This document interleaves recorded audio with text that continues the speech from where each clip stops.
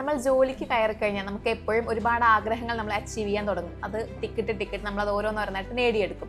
അതിൽ ഷഹാന ഏതെങ്കിലും ഒരു ആഗ്രഹം നേടിയെടുത്ത് അല്ലെങ്കിൽ കംപ്ലീറ്റ് ചെയ്തിട്ടുണ്ടോ? തീർച്ചയായും എൻ്റെ ഏറ്റവും വലിയ ആഗ്രഹം എൻ്റെ ഹസ്ബൻഡിനെ സഹായിക്കണം എന്ന് മാത്രമാണ്. നമുക്കിപ്പോൾ എന്ത് വേണമെങ്കിലും, ഒരു ചെരുപ്പ്, ഒരു ഡ്രസ്സ് വേണമെങ്കിൽ ഹസ്ബൻഡിൻ്റെ സാലറി കിട്ടണം, വാങ്ങണം.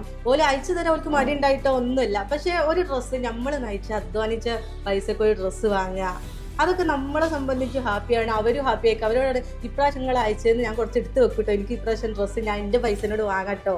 അത് അവർക്ക് സന്തോഷമായിരിക്കും. എൻ്റെ ഒരു ഇതിൽ നമുക്കും സന്തോഷമാണ്.